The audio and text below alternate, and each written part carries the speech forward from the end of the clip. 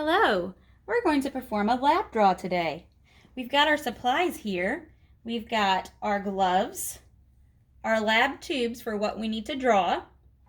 We've got our vacutainer, our needle size that we are using, an alcohol prep pad, a tourniquet, our patient labels for the lab specimen, and a 2x2 gauze for afterwards.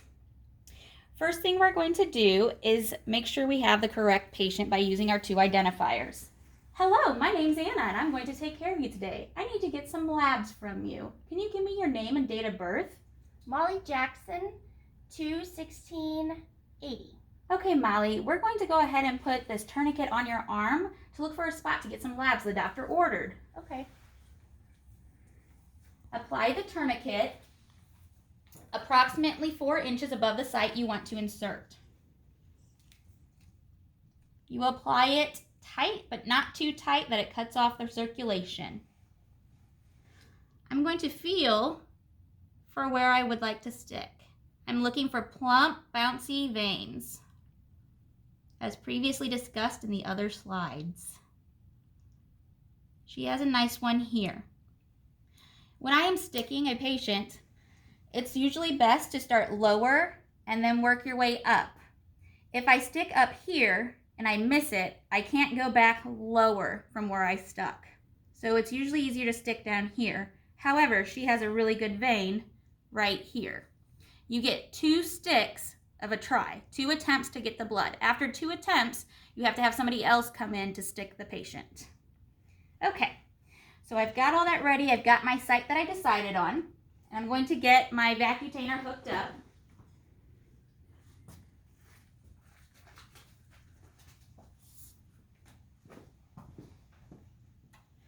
I've got my hand hygiene that I just performed prior to putting my gloves on.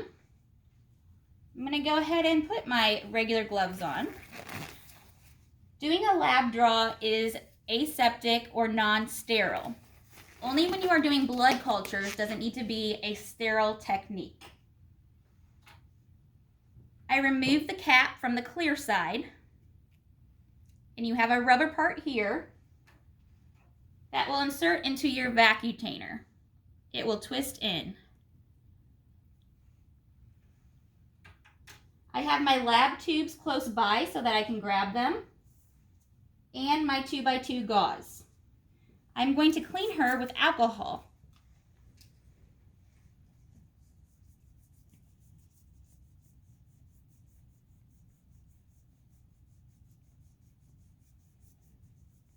Make sure she's good and clean here.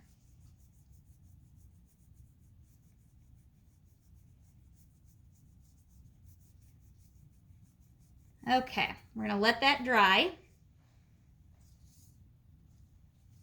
as I reapply the tourniquet.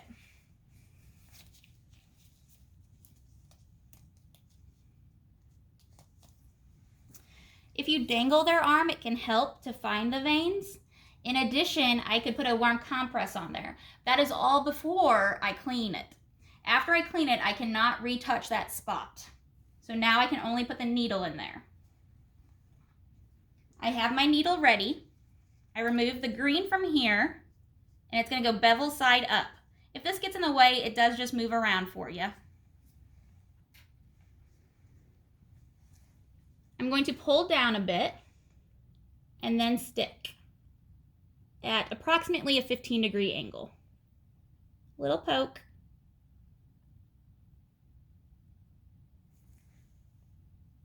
I'm then going to insert my mint green in my order of draw and press it in.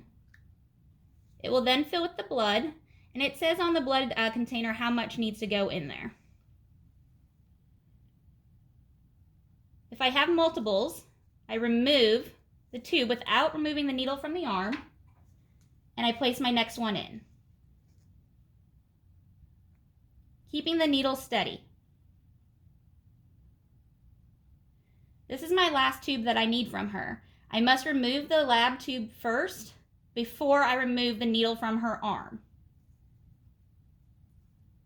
Like so.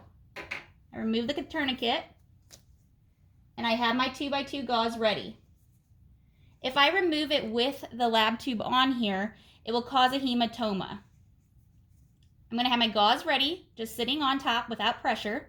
Remove my needle and put pressure on there. The orange will flip over the needle to cap it. I'm going to hold pressure on her arm. If she's on blood thinners, I'll hold pressure longer. I'll then put a piece of tape over here to make sure that it's not doing any extra bleeding. I need to label my specimens now. So I've applied a piece of tape to her arm, and then we're going to come over here and label the specimens. I have my 2 lab specimens ready here, and I just need to put on my label, it's got their name, date of birth, and their barcode on here. I'm going to place my initials on here, the date, and the time.